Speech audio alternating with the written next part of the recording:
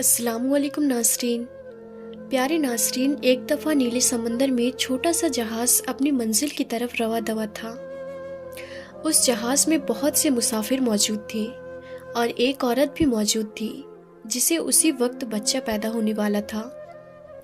देखते ही देखते समंदर में हवाएं तेज़ होने लगी और तूफ़ान आ गया। सब मुसाफिर परेशान हो गए और अब सोचने लगे कि अब करूं तो करूं क्या।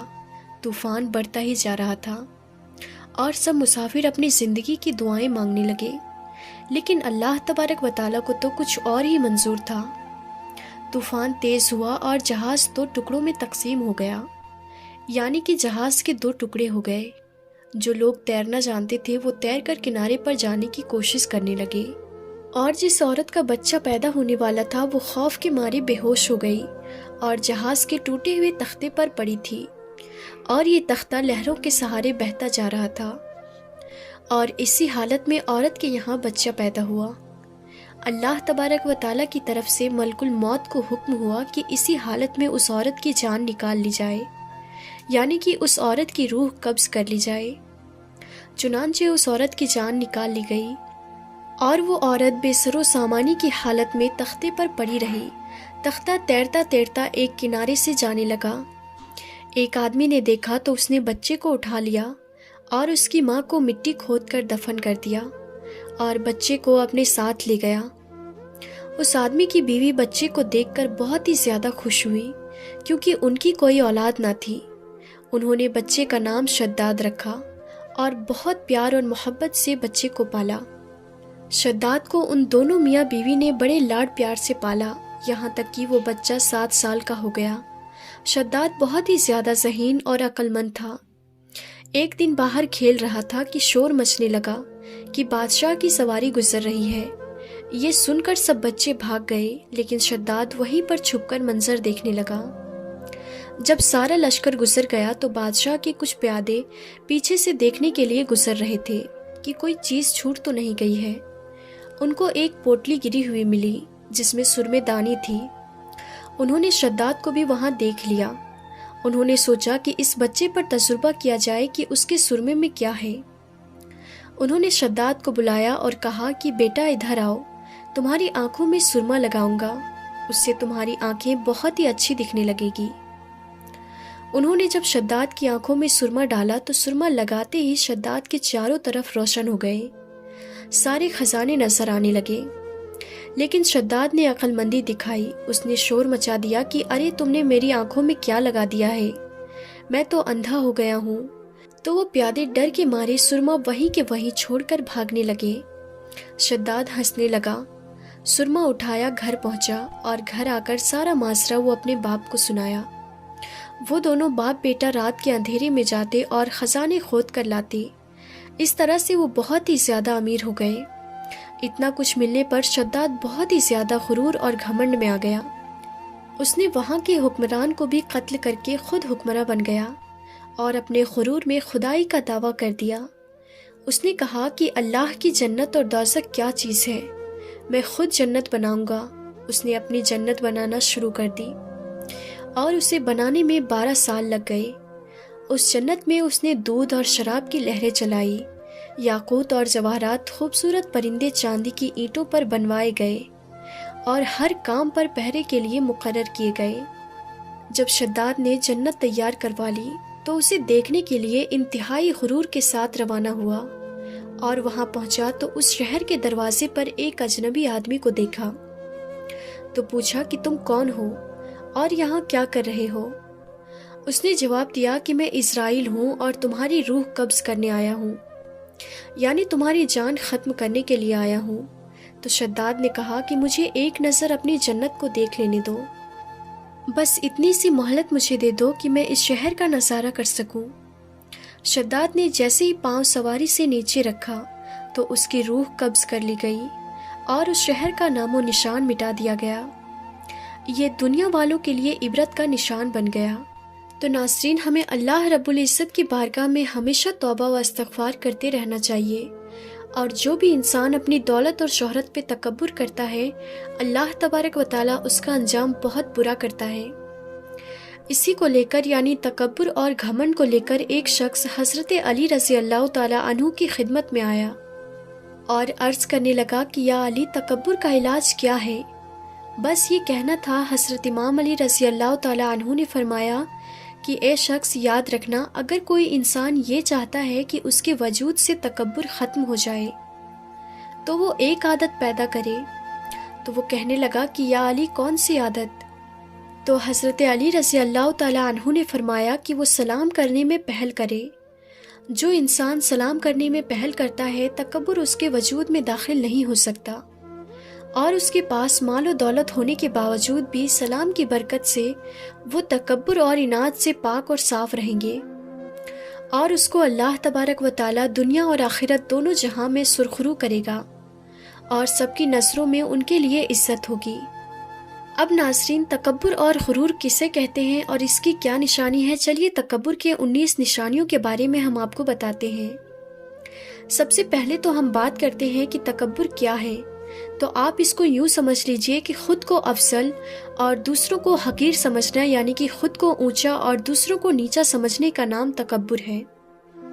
हमारे प्यारे नबी हज़रत मोहम्मद मुस्तफ़ा सल्लल्लाहु ताला अलैहि वसल्लम ने फरमाया कि तकब्बुर हक़ की मुखालफत और दूसरों की हकीर जानने का नाम है। नाज़रीन, ये तकब्बुर की निशानी आजकल हमारे मुआशरे में बहुत ज़्यादा फैली हुई है और इस बीमारी में काफ़ी लोग जकड़े भी हुए हैं। तकब्बुर यानी कि घमंड की कुछ निशानियाँ, जिनमें से आज 19 निशानियों के बारे में हम आपको बताने वाले हैं। इन निशानियों के बारे में आप बार बार सुने और आप इनको अपने जहन में उतार लें और इनसे बचने की आप हमेशा कोशिश करें, क्योंकि नाज़रीन, तकब्बुर करना अल्लाह ताला की नज़र में सबसे बड़ा गुनाह है। तकब्बुर यानी कि घमंड की ये 19 निशानियाँ हैं। नंबर 1, नाज़रीन, तकब्बुर यानी कि घमंड की सबसे पहली निशानी तो ये है कि अगर कोई इस बात को पसंद करे कि लोग मुझको देखकर ताजमन खड़े हो जाएं, ताकि दूसरे लोगों पर मेरी शान और शौकत का इजहार हो, तो समझ लीजिएगा कि ऐसा इंसान घमंडी है। और आप इस बात को देखिए कि कहीं ये आदत आप में तो नहीं। अगर आप में है तो आप इसको अपने अंदर से आज ही दूर कर लीजिए। नंबर 2, नाज़रीन, तकब्बुर की दूसरी निशानी तो ये है कि अगर कोई ये चाहे कि मेरे इस्लामी भाई मेरी ताज़ीम की खातिर मेरे सामने बाअदब खड़े रहें ताकि लोगों में मेरा मकाम और मेरा मर्तबा ज़ाहिर हो, तो समझ लेना कि ऐसे इंसान में गुरूर और घमंड भरा पड़ा है। नंबर 3, नाज़रीन, ऐसा इंसान जो कहीं आते जाते ये ख्वाहिश रखे कि मेरा कोई शागिर्द या मुरीद या फिर मेरा कोई अकीदतमंद हो या फिर मेरा कोई साथी मेरे बराबर में या फिर मेरे पीछे पीछे चले ताकि लोग मुझे मौजिज़ समझें, तो समझ लें कि ऐसे इंसान में तकब्बुर है। नंबर 4, नाज़रीन, तकब्बुर की चौथी निशानी ये है कि अगर कोई इंसान किसी से मुलाकात करने के लिए खुद चलकर जाने में जिल्लत समझता है और वो ये समझे कि मैं क्यों जाऊं, वो लोग मुझसे खुद आकर मिले, तो समझ लेना कि ऐसे इंसान में गुरूर है।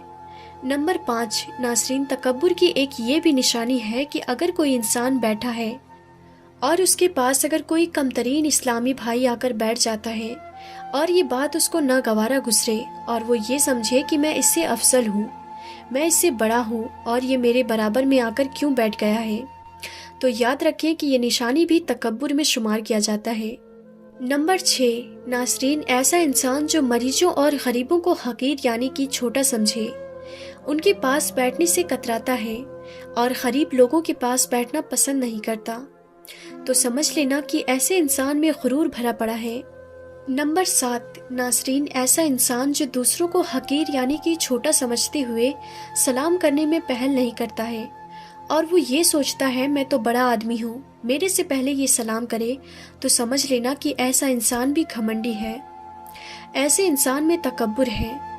नंबर 8, नाज़रीन, तकब्बुर की एक निशानी ये भी है कि अगर कोई इंसान अपने किसी इस्लामी भाई को जानते हुए भी उससे मुसाफा करने को पसंद नहीं करता है और अगर कभी कभार उनसे हाथ मिलाना भी पड़ जाए तो ये बात भी उसको गवारा ना करे, तो समझ लेना कि ऐसा इंसान तकब्बुर करने वाला होता है।